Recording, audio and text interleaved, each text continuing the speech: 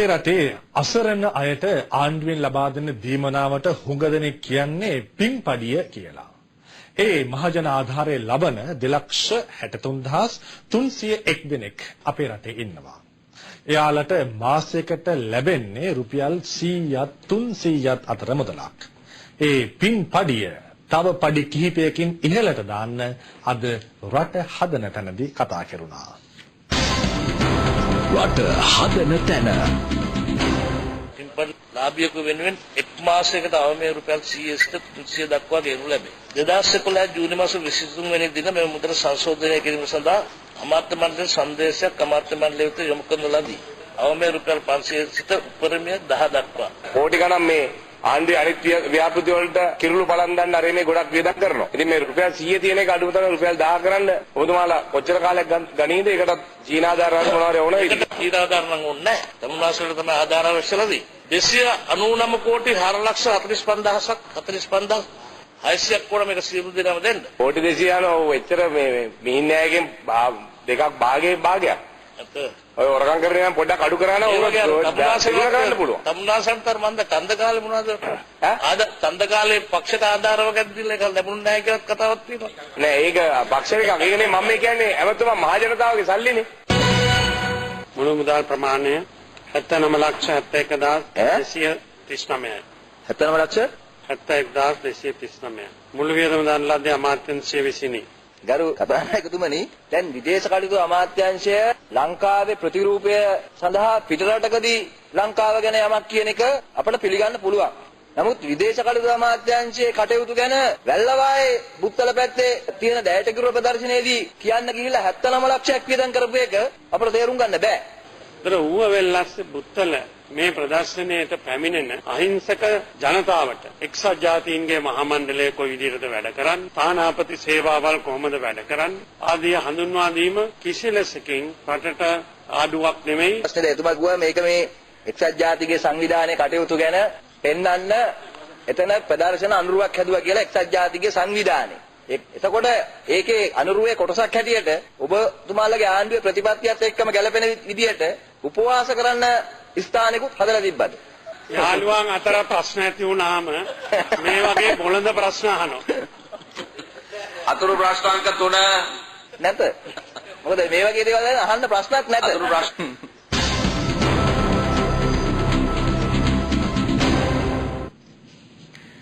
ඊරෑ මහනුවර තලාත ඔය පැත්තෙන් අහස පොළව නුහුලන අපරාධයක් ආරංචි වුණා.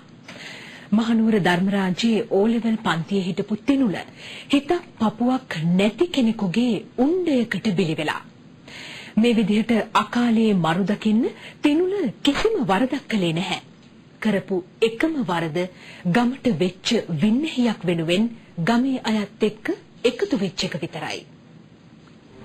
තිනුල දම්සක රත්නායක ජීවත් වුණේ මහනුවර තලාතුවේ මාලිකා තැන පැත්තේ. එයාට වයස අවුරුදු 16ක්. හරිම ප්‍රේමලාප දරුවෙක්. තිනුලට නංගිලාම දෙන්නෙක් හිටියා. තාත්තා පිටරට රස්සාවක් කළේ. මේ සැරේ ඕලෙවල් විභාගෙට එයා ගොඩක් උවමනාවෙන් පාඩම් කළා. ඉගෙන ගන්න වගේම තිනුල ක්‍රිකට් ගහන්නත් හරිම දක්ෂයි. එයාගේ කාමරේ දිහා බලන ඕන කෙනෙකුට පේනවා තිනුල අනාගතය ගැන ගොඩක් හිතලා වැඩ කරපු කෙනෙක් කියලා.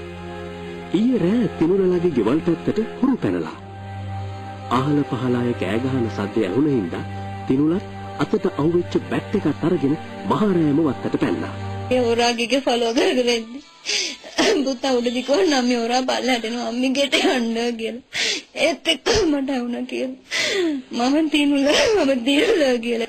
තිනුල ගමේ අයත් එක්ක එකතු වෙලා හොරා වැහුවා. ඒ ළඟපාත ගෙදරක කෙනෙක් එයාගේ තුවක්කුවත් අරගෙන හොරාට කුරුමානම් අල්ලනවා කවුරුවත් දැක්කේ නැහැ. හොරක් ඇවිල්ලායි කියලා අල්ලන්න දෙන්නත් එක්කම ගියා. එනකොට උඩින් ඉඳලා පල්ලෙහාට ආවා බෑවුමක් එකේ තියෙන පුතත් එක්ක මමත් පස්සෙන් ආවා. පඳුරු හෙලවෙනකොට පුතා කෑ ගැහුවා මෙන්න හොරා පැන්න කියලා. එතකොට එයා ලෙස්සලා ගියා පල්ලෙහාට උටලා වගේ යනකොට එයාට පහළ හිටපු කෙනා තමයි වෙඩි තිබ්බේ. ෂූට් කරන සද්දයක් ඇහුණා. මම දන්නේ මගේ පුතාට කියලා ෂූට් කරේ. මම ඉතින් හොරාට වෙන්නේ නැති. ඒත් ඒ මිනිස්සයා හොරාට හරි ෂූට් කරේ කියලා මම හිතුවේ. උඩ වගේ නැති වෙලා. තුවක්කුවක් තිබ්බ පළියට හරිහැටි පේන්නේ නැති ඉලක්කයකට වෙඩි තිබ්බ කෙනාව පොලිසිය අත්අඩංගුවට ගත්තා. හොරා පැනලා ගියා. තිනුල ජීවිතේ දාලා ගියා. රටේ තරුවක් වෙලා වටින කෙනෙක් වෙන්න ගොඩක් මහන්සි වුණු තිනුලගේ ඒ හැම බලාපොරොත්තුවක්ම නිවිලා ගියා. අවුරුදු 16ක් ලොකු මහත් කරපු Tamanගේ දරුවට වෙච්ච ඉරණම අම්මා කෙනෙක් කොහොම දරා ගන්නද?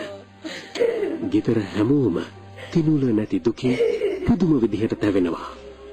මේක වුණේ මොදල අතමින බලන්න අනේ මට කිව්ව දාසයි මාසයයි අපි උඩ තයිතර නැති වෙලා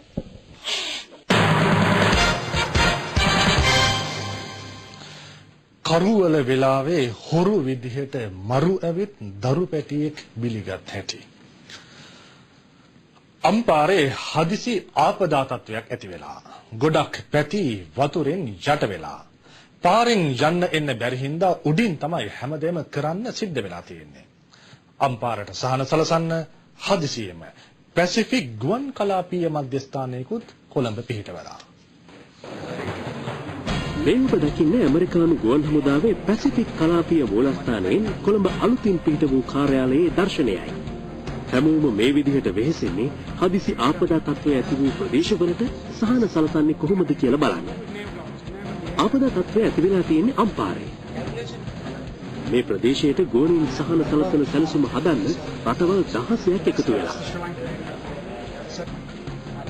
ඒකම අපේ ගුවන් හමුදාවේ පැරෂුට් සාමාජිකයන් මේ විදිහට හැඳ කලඳ ගත්තේ අම්පාර ප්‍රදේශයට ගෝණීන් ගොඩ බහින්නයි. ආහාර සහ ජලය සහිත බහලුම් මෙහිම කඩි මුදියේම ගුවන්ගත කරන්න සූදානම් කළා. මෙහෙයුමට ශ්‍රී ලංකාවේ, ඇමරිකාවේ, ඕස්ට්‍රේලියාවේ සහ මැලේසියාවේ C-130 වර්ගයේ ප්‍රවාහන ගුවන් යාන කිහිපයක්ම මෙහෙම සූදානම් වුණා. ගුවන් යානවලට බහලුම් ඉතා කෙටි කාලයක් තුළ අසුරනු ලැබුවා.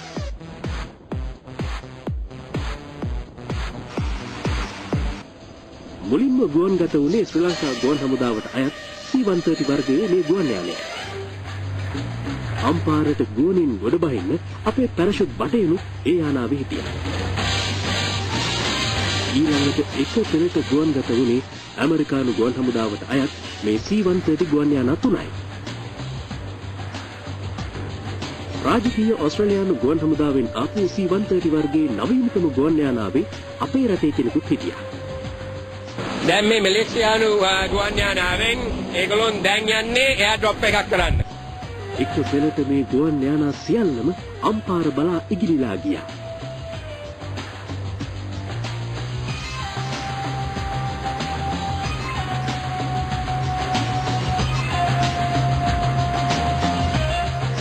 ආපදාවන්ට ලක් වෙලා ඉන්න අයට බෙදා දෙන බඩු බාහිර ආදිය ගුවනින් බිම හෙලීමට අපාර ගුවන් හමුදා කඳවුර සහිත ප්‍රදේශයේ තෝරාගෙන තිබුණා. නිවැරදි ඉලක්කයට බඩු බාහිර ආදිය හෙලන්න කලින් ශ්‍රී ලංකා ගුවන් හමුදාවේ පැරෂුට් බටයින් ගොඩ බිමට මෙහෙම ළඟා වුණා.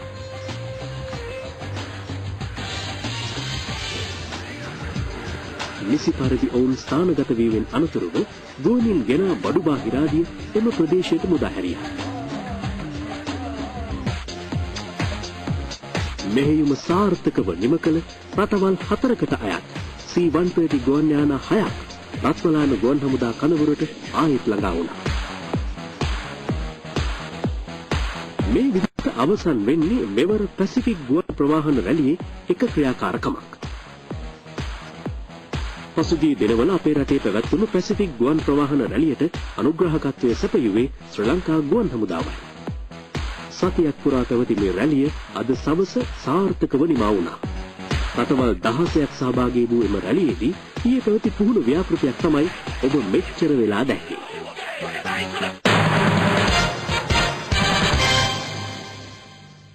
Live at 8.